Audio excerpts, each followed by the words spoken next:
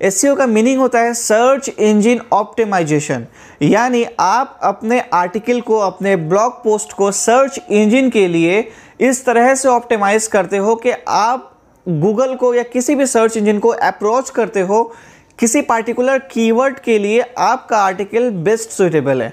और जब गूगल को ये इंडिकेशन मिलता है, उसे लगता है कि हाँ इस कीवर्ड के लिए आपका आर्टिकल बेस्ट सुटेबल है, तो वो कीवर्ड को फिर गूगल अपने सर्च इंजन में जगह देता है। अगर आप एक ब्लॉगर हो या फिर आप ब्लॉगिंग करने की प्लानिंग कर रहे हो, नो मैटर प्लेटफॉर्म कोई भी हो, चाहे वो ब्लॉगर हो या फिर वर्डप्रेस हो या फिर किसी वेबसाइट के लिए आप आर्टिकल लिख रहे हो, चाहे वो आप एफिलिएट मार्केटिंग के लिए कर रहे हो या फिर आप किसी ब्रांड के लिए आर्टिकल लिख रहे हो, एसईओ सभी के लिए सिमिलर है। एसईओ आपको सीखना चाहिए अगर आप अपने आर्टिकल को, अपने कंटेंट को गूगल में रैंक करवाना चाहते हो। इस वीडियो के अंदर मैंने उन सारी चीज़ों को बताया है जो आपको एक एसईओ करने के लिए चाहिए होता है। अगर आपके दिमाग में किसी भी तरह का कन्फ्यूज़न रहता है कि एसईओ करना क्या है, एसईओ में क्या करें, तो इस वीडियो को देखने के बाद आपके सारे कन्फ्यूज़न दूर हो जाएंगे। Hello everyone, this is Noor Hasan from digital Noor. इस वीडियो में मैं एसईओ के बारे में डिस्कस करूंगा। एसईओ करने के लिए आप लोगों को क्या चाहिए, किसी भी प्लेटफॉर्म से आप कर रहे हो, लेकिन एसईओ सीखने के लिए जो बेसिक चीज़ें चाहिए होती है, वो सारे चीज़ों के बारे में मैंने इस वीडियो के अंदर बताया है। इस वीडियो के अंदर मैंने प्राइमरी कीवर्ड के बारे में बताया, किस तरह से आप प्राइमरी कीवर्ड को सर्च करते हो, एलएसआई कीवर्ड, सेकेंडरी कीवर्ड, उन कीवर्ड्स को किस तरह से सर्च करते हो, कौन से टूल्स का यूज़ करते हो, कैसे आप अपने प्राइमरी कीवर्ड को यूज़ करते हो अपने कंटेंट में, प्लस सेकेंडरी कीवर्ड को अपने कंटेंट में यूज़ करते हो। H1, H2, H3, H4 सारे टैग्स के बारे में मैंने इस वीडियो के अंदर बताया है। साथ ही साथ आप अपने इमेज को किस तरह से ऑप्टिमाइज़ करोगे, इंटरनल लिंक बिल्डिंग किस तरह से करोगे, इंटरनल लिंक बिल्डिंग होता क्या है, इन सारे चीज़ों को मैंने इस वीडियो के अंदर डिस्कस किया है। उसके साथ ही साथ आप कैसे हाई क्वालिटी कंटेंट प्रोड्यूस करोगे, कंटेंट का आपका स्ट्रक्चर कैसा होना चाहिए, उन तमाम चीज़ों को मैंने इस वीडियो के अंदर बताया है। इसीलिए मैं आपसे रिक्वेस्ट करता हूँ वीडियो को एंड तक देखना, पेशेंस रखना और वीडियो को एंड तक देखना, क्योंकि ये वीडियो बहुत ही इन्फॉर्मेटिव होने वाला है और आप लोगों को वाकई फ़ायदा दे करके जाएगा। तो इससे पहले मैं आपको मेन स्क्रीन की तरफ ले चलूँ। अगर अभी तक आपने मेरे चैनल को सब्सक्राइब नहीं किया है तो please consider subscribing to my channel. साथ ही साथ बेल आइकन भी दबा देना और अगर वीडियो अच्छी लगती है तो लाइक बटन भी प्रेस कर देना। तो चलिए मैं आपको लेके चलता हूँ अपने मेन स्क्रीन की तरफ। आज के इस वीडियो में हम जिन टॉपिक को कवर करने वाले हैं उनमें से एक है फाइंडिंग कीवर्ड्स, उसके बाद writing high quality contents, primary keyword optimisation, किस तरह से आप प्राइमरी कीवर्ड को अपने इंटायर आर्टिकल में यूज़ करते हो, एलएसआई या सेकेंडरी कीवर्ड्स ये क्या होता है और उसे किस तरह से अपने कंटेंट में यूज़ करना है, इसे भी हम समझेंगे। कंटेंट को डिज़ाइन किस तरह से करना है, आपका जो इंटेंट है कीवर्ड का उसके हिसाब से कंटेंट होना चाहिए, तो उसे किस तरह से डिज़ाइन करना है, उन चीज़ों को आज हम देखेंगे। इमेज ऑप्टिमाइजेशन बहुत ज़रूरी है, बहुत इंपॉर्टेंट है, उसे भी आज हम देखने वाले हैं। इंटरनल लिंक बिल्डिंग हम समझने वाले हैं, इंटरनल लिंक बिल्डिंग किसे कहते हैं और किस तरह से किया जा सकता है। और फाइनली हम बात करेंगे बैकलिंक्स के ऊपर। तो गाइज़ ये एक बेसिक कॉन्सेप्ट आपको आइडिया मिल जाएगा इस वीडियो के बाद, किस तरह से आप ऑन पेज एसईओ कर सकते हो। उसके बाद कुछ दिनों के बाद मैं एडवांस ऑन पेज एसईओ के ऊपर वीडियो लाऊंगा, जहां पर इन तमाम चीज़ों को मैं प्रैक्टिकली करके दिखाऊंगा, वन बाय वन किस तरह से प्रैक्टिकली आपको अपने ब्लॉग पोस्ट के अंदर करना है। लेकिन उससे पहले आपको बेसिक एसईओ का कॉन्सेप्ट होना बहुत ज़रूरी है। अगर आप बेसिक एसईओ का कॉन्सेप्ट नहीं रखते हो और डायरेक्टली स्ट्रेट फॉरवर्ड अगर आप एडवांस लेवल पे काम करना चाहते हो तो फिर आपको बहुत सारे दिक्कतों का सामना करना पड़ सकता है। इसीलिए बेसिक एसईओ का अगर आपका कॉन्सेप्ट क्लियर है, आपके अंदर क्लैरिटी है, तो आप ईजिली फिर एडवांस एसईओ सीख करके अपने कंटेंट को ऑप्टिमाइज कर सकते हो ऑन पेज एसईओ के थ्रू। किसी भी आर्टिकल को गूगल में रैंक करने के लिए जो सबसे फर्स्ट स्टेप होता है वो है कीवर्ड रिसर्च करना। अगर आप एक अच्छे कीवर्ड रिसर्च कर सकते हो, आपके पास अच्छे कीवर्ड्स है, तो उन कीवर्ड्स की मदद से आप अपने आर्टिकल को रैंक करवा सकते हो गूगल में। लेकिन अगर आप एक अच्छे कीवर्ड फाइंड आउट करने में नाकाम रहते हो, आपको नहीं पता है किस तरह से कीवर्ड को रिसर्च करना है, तो आप बाकी का जो स्टेप्स है, जितने भी अच्छे कंटेंट लिख लो, आपका आर्टिकल कभी भी गूगल में रैंक नहीं करेगा। और अगर रैंक भी करता है तो हो सकता है कि थोड़ा बहुत ट्रैफिक आपके वेबसाइट पर जाए। इसीलिए आपको अगर अच्छा ट्रैफिक चाहिए और जो कि एक रेवेन्यू जनरेट करता रहे, ट्रैफिक आपके वेबसाइट पर जाए, वहाँ से परचेस करे, तो उसके लिए आपको एक अच्छा कीवर्ड फाइंड आउट करना बहुत ज़रूरी है। आर्टिकल लिखने से पहले आपको सबसे पहले फाइंड आउट करना है कीवर्ड। और कीवर्ड फाइंड आउट करने के लिए मैंने एक बेस्ट तरीका बताया, एक नहीं मैंने कई बेस्ट तरीका बताया है, ऑर्गेनिक वे भी बताया है मैंने। कीवर्ड रिसर्च करने के लिए मेरा एक सेपरेट प्लेलिस्ट है, आप मेरे चैनल पर जाकर के उस प्लेलिस्ट के अंदर जितने भी वीडियोस है उसे आप चेक कर सकते हो। उससे आपको अच्छा खासा आइडिया हो जाएगा। ऑर्गेनिकली किस तरह से आप कीवर्ड को फाइंड आउट करोगे, किस तरह से आप पेड टूल की मदद से कीवर्ड को फाइंड आउट करोगे और किस तरह से आप फ्री टूल्स को यूज़ कर सकते हो। उसके बाद आ जाता है कि आपका कीवर्ड कैसा होना चाहिए। कीवर्ड मैंने पहले भी बताया था कि कीवर्ड हेड कीवर्ड होता है और एक होता है लॉन्ग टेल कीवर्ड। हेड का मतलब होता है जो छोटा कीवर्ड हो, जो कि 1 या 2 वर्ड से मिल करके बना होता है। लॉन्ग टेल का मतलब होता है जो कि कई वर्ड्स को मिल करके बना होता है, यानी मोर देन 2 या 3 वर्ड्स से मिल करके बना होता है। जैसा कि अगर मैं लिखता हूँ SEO ट्यूटोरियल, तो ये एक हेड कीवर्ड है जो कि ओनली 2 वर्ड से मिल करके बना है। अगर मैं लिखता हूँ SEO ट्यूटोरियल्स फॉर बिगनर, तो ये एक लॉन्ग टेल कीवर्ड है। कीवर्ड जितना ज़्यादा लंबा होता है, लॉन्ग टेल कीवर्ड से कीवर्ड के इंटेंट का पता चलता है कि बंदा क्या सर्च करने मांग रहा है एग्जैक्टली। लेकिन अगर कोई हेड कीवर्ड यूज़ करता है, यानी 2 वर्ड से मिल के बना हुआ कीवर्ड को यूज़ करता है, तो उससे इंटेंट की क्लैरिटी नहीं आती है।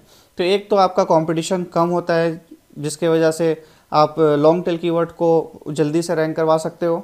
दूसरा, इस पर कंपटीशन कम होता है।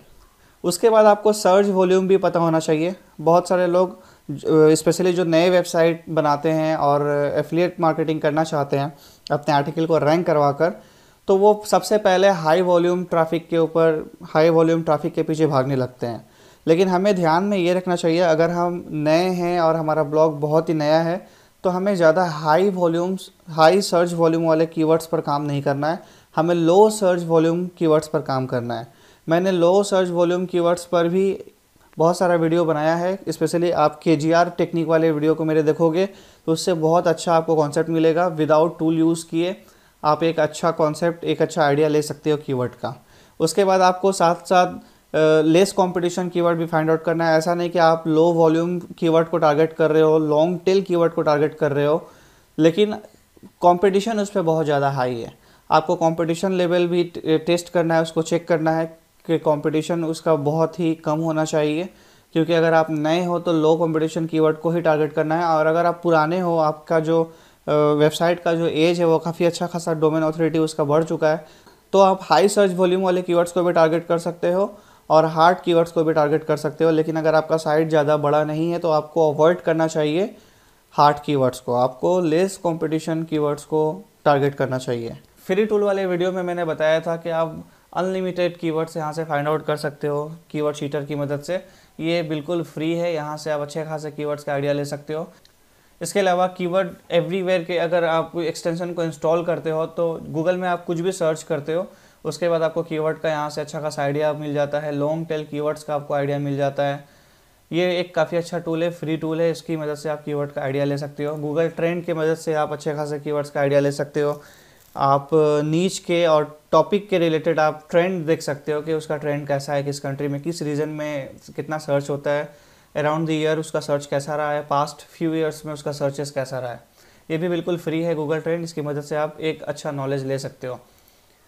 उसके बाद आता है आपका फ्री टूल में आंसर द पब्लिक। ये एक काफ़ी अच्छा टूल है, इसकी मदद से आप अच्छे खासे कीवर्ड्स का आइडिया ले सकते हो और बहुत सारे कीवर्ड्स का आप जो है आइडिया ले सकते हो। उसके बाद ये टूल जैसा कि आप देख सकते हो स्क्रीन में, इसकी मदद से आप अच्छे खासे सर्च इंजन का आइडिया ले सकते हो, कौन से सर्च इंजन में कौन सा कीवर्ड सर्च होता है। अगर आप सीड कीवर्ड यहाँ पर सर्च करोगे तो यहाँ पर आप काफ़ी अच्छे कीवर्ड्स का एक आइडिया मिल जाएगा आपको। ये भी बिल्कुल फ्री टूल है, इसकी मदद से आप अनलिमिटेड कीवर्ड्स का आइडिया ले सकते हो। जहाँ तक पेड टूल की बात है, मैं यूज़ करता हूँ Ahref। इसकी मदद से मैं अच्छे खासे कीवर्ड्स का आइडिया लेता हूँ और ये मेरे कीवर्ड रिसर्च के काम को बहुत ही आसान कर देता है। बहुत अच्छा टूल है, बहुत रेपुटेड टूल है, इसके बारे में आपने भी नाम सुना होगा। इसकी मदद से ही मैं कीवर्ड रिसर्च करता हूँ। अब आता है हमारा दूसरा point, writing high quality content. Writing high quality content से मतलब है कि आप किस तरह के कंटेंट को लिखते हो। आप जितने अच्छे क्वालिटी वाले कंटेंट प्रोवाइड करोगे अपने यूज़र्स के लिए, अपने पब्लिक के लिए, आपका क्वालिटी उतना अच्छा रैंक करेगा गूगल में, क्योंकि गूगल अच्छे क्वालिटी वाले कंटेंट को वेलकम करता है ऑलवेज अपने फर्स्ट पेज में। किसी भी टॉपिक पर आप कंटेंट लिख रहे हो, नो मैटर, आप कोशिश कीजिए आपके कंटेंट के अंदर एटलीस्ट 2000 वर्ड्स इंक्लूडेड हो। कंटेंट किस तरह से रिसर्च करना है इसके ऊपर भी मैंने एक सेपरेट वीडियो बनाया है, जिसकी मदद से आप कंटेंट ईजिली रिसर्च कर पाओगे, ईजिली लिख पाओगे। मैं रिकमेंड करता हूँ उस वीडियो को ज़रूर देखना है इस वीडियो के बाद। नेक्स्ट आपका ये आता है कि इन्फॉर्मेशन आपको बहुत ही डेप्थ में देना है, इन डेप्थ एक्सप्लेनेशन आपको देना है अगर आप अच्छे से एक्सप्लेन करके लिखते हो, अच्छे से डेप्थ में कंटेंट लिखते हो, तो कहीं ना कहीं गूगल को भी समझ में आता है बंदे के पास नॉलेज है और इसका कंटेंट जो है फिट करता है फर्स्ट पेज के लिए। इसलिए कंटेंट को आपको स्पेसिफाई करना है। आप किसी भी टॉपिक पे लिख रहे हो, हर टॉपिक को आपको स्पेसिफाई करना है, डेप्थ नॉलेज देना है, ताकि जो आपके कंटेंट को पढ़ रहा है, आपके आर्टिकल को पढ़ रहा है, उसको उस आर्टिकल के पढ़ने के बाद एक अच्छा नॉलेज मिले और उसका प्रॉब्लम सॉल्व हो जाए। उस हिसाब से आपको कंटेंट को लिखना है। हुक के ऊपर भी मैंने एक वीडियो बनाया हुआ है। अगर आप सेल्स फनल वाली मेरे वीडियो देखते हो तो हुक के ऊपर आपको बहुत ही डेप्थ नॉलेज मिलेगा, किस तरह से आपको हुक फेंकना है, आपको कस्टमर के इंटरेस्ट को हुक करना है। यानी आप कस्टमर को कुछ ऐसा चीज़ सप्लाई करते हो, ऐसा कुछ आप एक्सप्लेन करते हो कि बंदा पढ़ने के लिए मजबूर हो जाता है, वो आपका फिर आर्टिकल पूरा पढ़ता है। यानी उसके इंटरेस्ट को पूरा हुक कर लेना बहुत ज़रूरी होता है। ये एक कॉपी राइटिंग टेक्निक है, इसको सीखना बहुत ज़रूरी है। अगर आप नहीं देखे हो वीडियो तो मेरा उस वीडियो को ज़रूर चेक करना, सेल्स फनल वाले वीडियो को।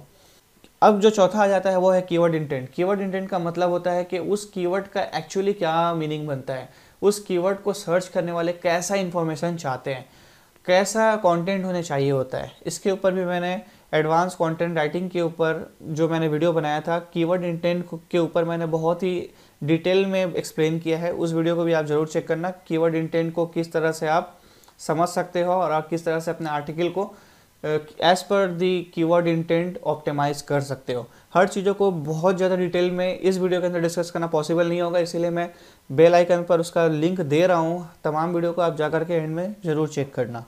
एक कीवर्ड है बेस्ट मैट्रेस ऑन सैग। इस कीवर्ड पर ये वेबसाइट फर्स्ट पेज में गूगल के रैंक करता है और इसके अगर हम कंटेंट को देखते हैं तो हमें पता चलता है कितना इन डेप्थ कंटेंट इन्होंने लिखा है, जिसकी वजह से ये फर्स्ट पेज में रैंक करता है। कितना इन डेप्थ और कितना लॉन्गर कंटेंट है मैं आपको अभी दिखाता हूँ। बेस्ट मैट्रेस दैट ऑन सैग, उसके बाद देखो कितना ज़्यादा बड़ा ये कंटेंट है। Best mattress for heavy people इन्होंने दिया हुआ है। फिर उसके बाद यहाँ पर आप नीचे आओगे तो what makes the nectar stand out. ये एक मैट्रेस है, एक्चुअली मैट्रेस का ब्रांड है। उसके ऊपर इन्होंने थोड़ा सा ऊपर में ओवरव्यू दे दिया है, what makes the wing bed plus stand out. उसके बाद ये प्रोडक्ट के रिव्यू कर रहे हैं। यहाँ पर इनका प्रोडक्ट रिव्यू कंप्लीट हो जाता है और फिर आप देखोगे प्रोडक्ट रिव्यू कंप्लीट होने के बाद इन्होंने बहुत सारी चीज़ों को यहाँ पर एक्सप्लेन किया हुआ है। फिर यहाँ पर इन्होंने एक और चीज़ इंक्लूड किया है, what should someone consider when finding a mattress that on sag. देखो आप किस तरह से इन्होंने अच्छे से एक्सप्लेन किया हुआ है। फिर form density, type of form, mattress with coil, तो काफ़ी अच्छे से इन्होंने एक्सप्लेन किया हुआ है। ओवरऑल इन्होंने और भी बहुत सारी चीज़ों को यहाँ पर दिया हुआ है। तो आप खुद देख सकते हो कितना लॉन्गर कंटेंट है ये और कितना इन डेप्थ एक्सप्लेन किया हुआ है। इस तरह का कंटेंट लिखने के बाद गूगल बहुत रिस्पेक्ट करता है आपको। अब ऑन पेज एसईओ में आ जाता है primary keyword optimisation. Primary keyword कहते किसे? प्राइमरी कीवर्ड का मतलब होता है कि आपका एक टारगेटेड कीवर्ड, यानी जो आप कीवर्ड रिसर्च टूल से फाइंड आउट करते हो, जिस कीवर्ड को आप टारगेट करते हो और चाहते हो कि गूगल में वो कीवर्ड पर आपका आर्टिकल रैंक करे, यानी आप जो इनिशियली फर्स्ट कीवर्ड को प्रायोरिटी देते हो उसको कहते हैं प्राइमरी कीवर्ड। सबसे पहली चीज़ आपको आपके प्राइमरी कीवर्ड को आपके टाइटल टैग में यूज़ करना है, यूआरएल में यूज़ करना है। जितने सारे आप टैग्स यूज़ कर रहे हो H1, H2, H3, H4, आप कोशिश करो उसके अंदर प्राइमरी कीवर्ड्स यूज़ करने की। उसके बाद आप जब इमेज को वहाँ पर इंसर्ट करते हो अपने आर्टिकल में, इमेज का जो ऑल टैग होता है, ऑल टैग में अपने प्राइमरी कीवर्ड को यूज़ करो। फर्स्ट 100 वर्ड्स के अंदर अपने प्राइमरी कीवर्ड को यूज़ करो, लास्ट 100 वर्ड्स के अंदर अपने प्राइमरी कीवर्ड्स को यूज़ करो। अब हम इसी आर्टिकल की बात कर लेते हैं। ये जो रैंक कर रहा है, जो मैंने अभी आपको दिखाया था, बेस्ट मैट्रेसेस दैट ऑन सैग, ये जो आपका प्राइमरी कीवर्ड है, इन्होंने देखो इस कीवर्ड को अपने टाइटल टैग में यूज़ किया हुआ है। ये इनका टाइटल टैग है, क्योंकि इन्होंने सबसे पहले यूज़ करते हैं हम लोग, वो होता है टाइटल टैग। तो टाइटल टैग के अंदर इन्होंने यूज़ किया हुआ है। प्लस आप देखो यूआरएल में भी बेस्ट मैट्रेसेस ऑन सैग इन्होंने यूज़ किया हुआ है। अब देखो इंटायर कंटेंट के अंदर इन्होंने कितने टाइम से इसे यूज़ किया है। अगर हम इसे सर्च करेंगे तो ये 4 बार इसको अपने कंटेंट में यूज़ कर रहे हैं। एक तो आप यहाँ पर देख सकते हो, यहाँ पर ये तो ब्रेड क्रम्ब है। उसके बाद आपका ये टाइटल टैग में ये यूज़ हो रहा है।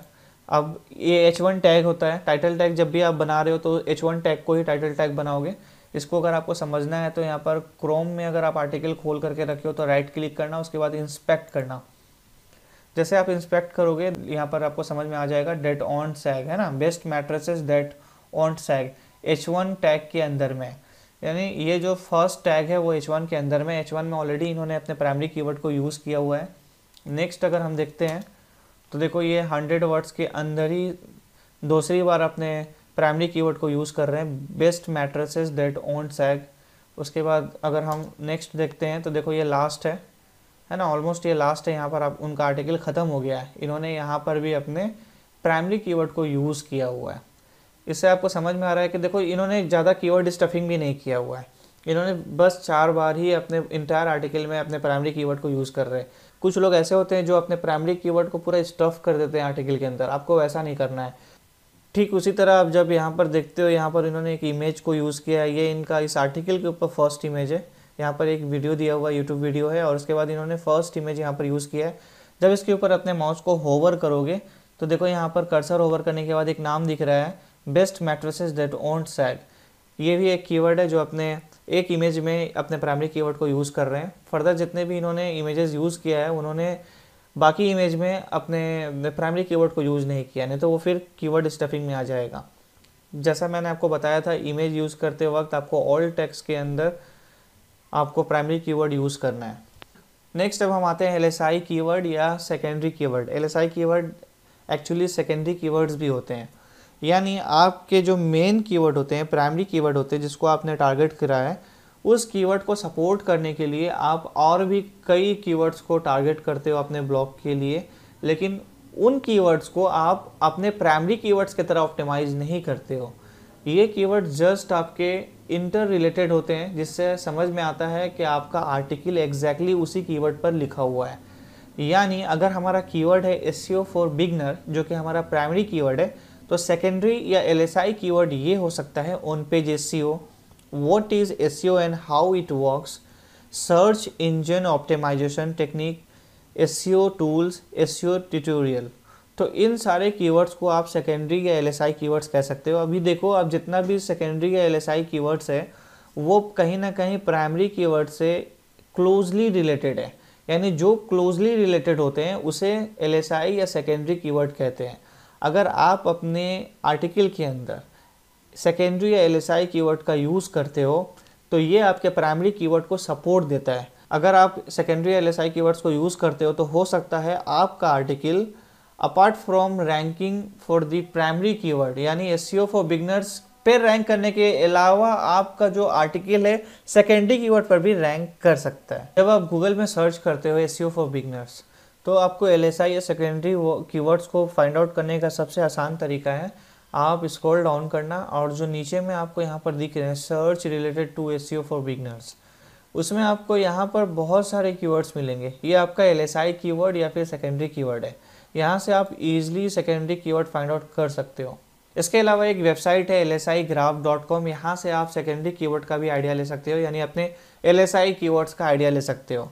जब आप यहाँ पर फाइंड आउट करते हो SEO फॉर बिगनर्स तो यहाँ से आपको कई सारे कीवर्ड्स का आइडिया मिल जाता है। यहाँ पर आपको एक लिस्ट देखने मिलेगा जहाँ से आपको वॉल्यूम भी समझ में आ जाएगा और कंपटीशन भी समझ में आ जाएगा। यहाँ से LSI कीवर्ड्स के बहुत सारे आइडियाज़ मिल सकते हैं। आप Href की मदद से भी LSI कीवर्ड को फाइंड आउट कर सकते हो। आपको प्राइमरी कीवर्ड को यहाँ पर टाइप करना है और टाइप करने के बाद यहाँ पर फ्रेज सर्च में जाना है। उसके बाद यहाँ से आप कई LSI कीवर्ड्स का आइडिया ले सकते हो जो आपके आर्टिकल के लिए बेस्ट सूट करता है, यहाँ से आप उन्हें पिक कर सकते हो। LSI कीवर्ड के लिए आपको कीवर्ड डिफिकल्टी या वॉल्यूम देखने की ज़रूरत नहीं है। अब नेक्स्ट हमारा आ जाता है कंटेंट डिज़ाइन, यानी कंटेंट को हमें किस तरह से डिज़ाइन करना चाहिए। कंटेंट डिज़ाइन करने से पहले हमें गूगल के फर्स्ट पेज को देखना है, यानी जो टॉप 10 रिजल्ट्स होते हैं जो किसी कीवर्ड पर ऑलरेडी रैंक कर रहे होते हैं, उन तमाम वेबसाइट्स को आपको ओपन करके उनके डिज़ाइन को स्टडी करना है, किस तरह से उन्होंने अपने कंटेंट को डिज़ाइन किया है। कंटेंट डिज़ाइन से मेरा बेसिकली यही मतलब है कि उनके आर्टिकल को उन्होंने किस तरह से सजाया हुआ है, कैसे उन्होंने टेबल ऑफ कंटेंट को दिया हुआ है, उन्होंने अपने कंटेंट के अंदर में कौन सा एडिशनल इन्फॉर्मेशन दिया हुआ है, उनका साइट का स्ट्रक्चर कैसा है। इन तमाम चीज़ों को आप वहाँ से अपने टॉप 10 रिजल्ट से देख सकते हो इमेजेस को आप देख सकते हो, कैसे इमेजेस, कितने सारे इमेजेस वो यूज़ कर रहे हैं, कितने वर्ड्स का आर्टिकल उन्होंने इंसर्ट किया हुआ है। उससे आपको ये भी समझ में आ जाएगा कि आपको कितने वर्ड्स का आर्टिकल लिखना है। लेट सपोज टॉप 10 के जितने भी वेबसाइट्स रैंक कर रहे हैं उन्होंने कंटेंट 3000 वर्ड्स के ऊपर लिखा हुआ है, तो आपको कोशिश करना है 3000 वर्ड्स को टच करना या उससे भी ज़्यादा, उससे अच्छा लिखने के लिए। अगर आप उससे कम लिखते हो, लेट सपोज 1000 या 1200, तो शायद आपका चांसेस है गूगल में फिर रैंक नहीं करेगा। जैसा कि एक वेबसाइट है wordstream.com जो कि SEO फॉर बिगनर्स वाले कीवर्ड पर रैंक कर रहा है। इसके अगर आप कंटेंट के डिज़ाइन को देखोगे तो इससे समझ में आएगा कि आपको अपने कंटेंट को किस तरह से स्ट्रक्चर, फॉर्मेट किस तरह से आपको स्ट्रक्चर करना है, किस तरह से बनाना है। यहाँ पे देखो इन्होंने थोड़ा सा इंट्रोडक्शन दिया हुआ है, इमेज डाला हुआ है, फिर यहाँ पर इन्होंने टेबल ऑफ कंटेंट को दिया हुआ है, फिर देखो एक एक करके इन्होंने तमाम चीज़ों को एक्सप्लेन किया हुआ है। ये इनका प्राइमरी कीवर्ड है। अगर आप इसे देखोगे तो इनका प्राइमरी कीवर्ड है SEO बेसिक्स। SEO बेसिक्स अपने इन्होंने टाइटल टैग के अंदर में इन्होंने यूज़ किया हुआ है, प्लस इन्होंने इंट्रोडक्शन दिया हुआ है, यहाँ पर इमेज लगाया हुआ है, टेबल ऑफ कंटेंट इन्होंने यूज़ किया है, प्लस सेकेंडरी कीवर्ड्स को भी इन्होंने यूज़ किया हुआ है। ये इनका सेकेंडरी कीवर्ड्स है। इस कीवर्ड के ऊपर आपको राइट क्लिक करना है, इंस्पेक्ट करना है और राइट साइड से आपको देखना है व्हाट इज SEO कहाँ पर लिखा हुआ है। जैसा कि देखो यहाँ पर आपको लिखा हुआ है, जब आप होवर करोगे तो ऑटोमेटिक ये एरिया सेलेक्टेड हो जाएगा, what is SEO and why is it important. ये जो है S2 टैग के अंदर में लिखा हुआ है, यानी सेकेंडरी कीवर्ड जो होते हैं वो S2 टैग के अंदर आपको यूज़ करना है। और उसके अंदर अगर कोई और भी सेकेंडरी कीवर्ड्स यूज़ करना है जो आपको इस कीवर्ड के अंदर में हो, तो फिर आपको S3 टैग लगाना है, यानी जितना सब टैग आप दोगे उतना टैग इंक्रीज करते रहोगे। S3 के अंदर लगाना है तो फिर H4 को यूज़ करना है ना। इन्होंने ग्राफ का यूज़ किया हुआ है, तो आप कोशिश करो कि आप भी अपने आर्टिकल के अंदर में ग्राफ का यूज़ करो, क्योंकि जितने अच्छे से आप एक्सप्लेन करोगे आपका कीवर्ड के इंटेंट से उतना ज़्यादा रिलेटेड होगा आपका कंटेंट, और रैंक होने के जो संभावना है, जो चांसेस है वो बढ़ जाएंगे। कितने अच्छा से ग्राफ दे करके इन्होंने यूज़ किया हुआ है इमेजेस को। इससे आपको भी समझ में आता है इस कीवर्ड पर अगर आपको काम करना है SEO फॉर बिगनर्स या SEO बेसिक, तो आपको भी ग्राफ्स का यूज़ करना है, क्योंकि ग्राफ हर कंटेंट के लिए सूटेबल नहीं है, लेकिन किसी किसी कीवर्ड के लिए वो सूटेबल है, जो कि यही एग्जैक्ट कीवर्ड है जिसमें आपको ग्राफ को यूज़ करना है। आपको ये भी समझ में आ रहा है कि ग्राफ का यूजेस कहाँ करना है, नॉर्मल इमेजेस का यूज़ कहाँ करना है। ये सारे चीज़ों को आप टॉप 10 के वेबसाइट्स के कंटेंट को देख करके समझ सकते हो। नेक्स्ट आ जाता है इमेज ऑप्टिमाइजेशन। इमेज ऑप्टिमाइजेशन में हमें ये ख्याल रखना है, जितना ज़्यादा से ज़्यादा हम यूनिक इमेजेस का यूज़ करेंगे तो हम गूगल को अपने तरफ से कोई इमेज दे रहे हैं, यानी एक एसेट हम गूगल को डिपॉजिट कर रहे हैं। अगर आप कोई यूनिक एसेट्स गूगल को प्रोवाइड करते हो तो गूगल को काफ़ी अच्छा लगता है, और उस यूनिक एसेट्स के थ्रू आपका रैंकिंग का चांसेस काफ़ी बढ़ जाता है। इसीलिए हमें कोशिश करना चाहिए यूनिक इमेजेस को यूज़ करना अपने आर्टिकल में। अब यूनिक इमेजेस हमें मिलेगा कहाँ से? मार्केट में कई सारे बल्क इमेज प्रोवाइडर है। जब आप उनके इमेजेस को यूज़ करते हो और आपकी तरह हमारे तरह और भी लोग उस इमेजेस को यूज़ करते हैं, गूगल को ये समझ में आता है एक ही इमेजेस को दो आर्टिकल में यूज़ किया जा रहा है, तो इससे आपके रैंकिंग के चांसेस घट जाते हैं। यूनिक इमेजेस जो आप खुद से क्लिक करके दे सकते हो तो बहुत ज़्यादा अच्छा है। कोशिश करना अगर आप खुद से क्लिक करके उसे एडिट करके आप दे सकते हो तो वैसे इमेजेस को यूज़ करो, गूगल भी आपको वेलकम करेगा। लेकिन इन केस अगर आप यूनिक इमेजेस नहीं ला सकते हो तो फिर बाकी जो दूसरा ऑप्शन मैंने अभी आपको बताया, जो स्टॉक इमेजेस प्रोवाइडर है वहाँ से आप ले सकते हो, लेकिन पहला प्रायोरिटी आपका यूनिक इमेजेस की तरफ होना चाहिए। इमेज को कंप्रेस भी करना चाहिए। अगर इमेज का साइज़ बहुत ज़्यादा है तो आपके ज़्यादा इमेज साइज़ होने की वजह से आपका साइट भी काफ़ी हेवी हो जाएगा, फिर साइट के स्पीड में आपका प्रॉब्लम होगा। आज मार्केट में ऐसे बहुत सारे प्लगइन्स अवेलेबल हैं जो कि इमेज के साइज को कंप्रेस करते हैं बिना उनके रेजोल्यूशन को चेंज किए। ऐसे प्लगइन्स को भी आप यूज़ कर सकते हो, या फिर बेस्ट होता है आप खुद से 1 by 1 इमेजेस को आप अपने हाथों से मैनुअली उसे कंप्रेस करो। यानी आप उन्हें कैनवा जैसे टूल में जाओ, वहाँ पर लेकर के फोटोशॉप जैसे टूल में ओपन करो और वहाँ से आपको कंप्रेस करो। जिस कीवर्ड पर आप अपने आर्टिकल को लिख रहे हो आपका इमेज भी वही कीवर्ड इंटेंट स्पेसिफाइड होना चाहिए, यानी आपका जिस टॉपिक पर कंटेंट लिखा हुआ है इमेज भी उससे क्लोजली रिलेटेड होना चाहिए। जैसा कि मैंने भी आपको दिखाया था किस तरह से उन्होंने ग्राफ्स का यूज़ किया था SEO फॉर बिगनर्स वाले आर्टिकल में, उसी तरह से आपको क्लोजली रिलेटेड इमेजेस को यूज़ करना चाहिए। नेक्स्ट आता है internal link building. Internal link building क्यों ज़रूरी है। इंटरनल लिंक बिल्डिंग के बहुत सारे फ़ायदे हैं, लेकिन जो पहला फ़ायदा ये है कि आपके ये पोस्ट इंगेजमेंट को बढ़ाता है। जब कोई विजिटर आपके आर्टिकल को पढ़ता है और पढ़ते हुए उसको एक लिंक दिखता है जहाँ पर आपने इंडिकेट किया होता है कि आपको अगर डिटेल चाहिए तो इस लिंक में क्लिक करना है, या कभी कभी इंडिकेट करने की ज़रूरत भी नहीं पड़ती है, लेकिन समझ में आ जाता है कि अगर आपको उस टॉपिक पर पढ़ना है तो उस लिंक पर क्लिक करना ही पड़ेगा। तो इससे क्या होता है, आपका जो विजिटर है उसके बारे में और डिटेल जानने के लिए उस लिंक पर क्लिक करता है और दूसरा पोस्ट पढ़ने लगता है। इससे आपका जो पोगो स्टिकिंग होने के चांसेस एलिमिनेट हो जाते हैं।